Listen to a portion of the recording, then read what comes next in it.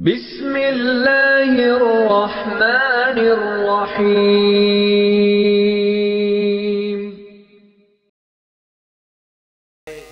नामूसे मुस्तफ़ा पे जान फिदा करने के दिन आए, अदाए आशिकाने हक अदा करने के दिन आए।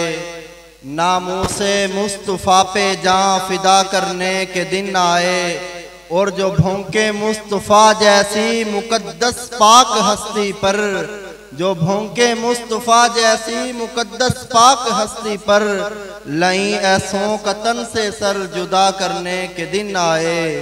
शहीद इश्क अरशद गाज़ी इल्मुद्दीन के जाने से, शहीद इश्क अरशद गाज़ी इल्मुद्दीन के जाने से, जो पैदा हो चुका पुर वो खला करने के दिन आए।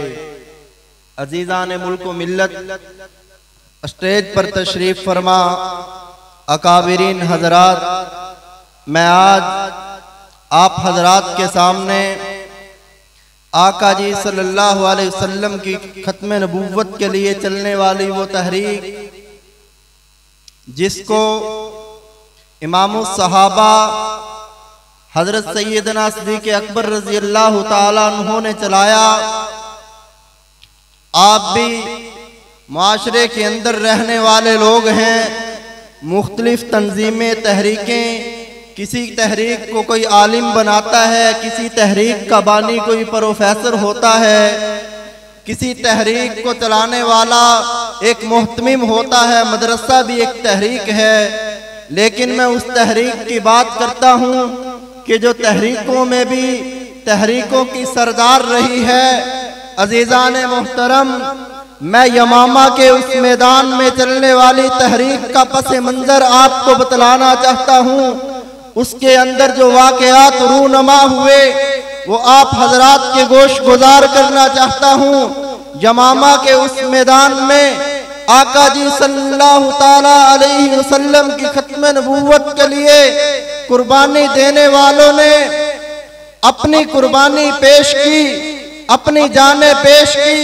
उलमाए किराम ने लिखा है, मुअर्रिखीन ने लिखा है कि 700 के करीब कुरान के कारी सहाबा शहीद हो गए। 70 बदरी सहाबा आका की खत्म नबूव्वत के लिए कुर्बान हो गए, और वहां पर 1200 सहाबा ने अपनी जानों का नजराना पेश कर दिया। अजीज़ाने मोहतरम, आपके इल्म में ये बात डालना चाहता हूँ कि खत्म नबूव्वत का सबसे पहला शहीद कौन है। अगर कोई मुझे और आपको सवाल करता है कि खत्म नबूव्वत का सबसे पहला शहीद कौन है, तो यमामा के मैदान में कुर्बान होने वाले सैयदना हबीब बिन ज़ैद अंसारी का बता देना कि खत्म नबूव्वत के सबसे पहले शहीद का नाम हबीब बिन ज़ैद अंसारी है। शहादत कैसे हुई, वाक़िया कैसे हुआ, लहू कैसे बहा, आका की खत्म नबूव्वत के नारे कैसे लगे। वाक़िया कुछ ऐसे होता है, मुसलमा के करिंदे हबीब बिन ज़ैद अंसारी को गिरफ्तार करते हैं। गिरफ्तार करने के बाद कहते हैं मुसलमा के कटहरे में आ जा। यहाँ पर ला करके कहते हैं मुसलमा का कलमा पढ़ ले, वरना तुझे कत्ल कर दिया जाएगा, तुझे शहीद कर दिया जाएगा, तेरे टुकड़े टुकड़े कर दिए जाएंगे। अजीज़ाने मोहतरम, मेरे और आपका वो प्यारा सहाबी, आका की खत्म नबूव्वत का वफादार, आका का सिपाही, आका का जानिसार, आका का मुजाहिद, आका का गाजी, आका का वो नमाजी, कहता है ताजो तख्त खत्म नबूव्वत जिंदाबाद जिंदाबाद जिंदाबाद के नारे बुलंद करता है। मुसलमा के करिंदे कहते हैं तेरे पास वक्त है, मुसलमा का कलमा पढ़ ले, वरना तुझे यहाँ कत्ल कर दिया जाएगा। मुसलमा का एक गुमाश्ता उठता है, एक गुंडा उठता है, हबीब बिन ज़ैद अंसारी उस सहाबी रसूल का दाया बाजू काट देता है। फिर कहता है अभी भी आपके पास वक्त है, मोहम्मद का दीन छोड़ करके मुसलमा का दीन इख्तियार कर लो, आपको आपकी जान बख्श दी जाएगी। अजीज़ाने मन, वो हबीब बिन ज़ैद अंसारी फिर खत्म नबूव्वत जिंदाबाद के नारे बुलंद करते हैं। मुसलमा का वो गुमाश्ता, मुसलमा का वो सिपाही और करिंदा फिर हबीब बिन ज़ैद अंसारी का दूसरा बाजू काटता है, फिर दोनों पांव काटता है, फिर मोहलत दी जाती है।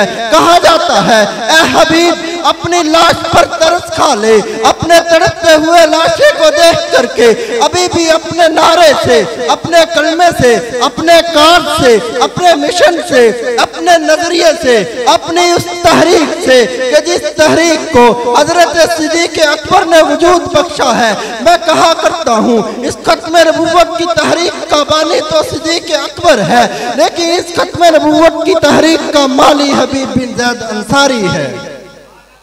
अजीज़ान मोहतरम, मुसलमा के सिपाही कहते हैं कि आपको कत्ल कर दिया जाएगा, लाशा तड़प रहा है, कहा जा रहा है कि आपका इलाज भी करवाएंगे, आपको माल और दौलत भी देंगे, आपको हर तरह से नवाजा जाएगा, मुसलमा का कलमा पढ़ लो।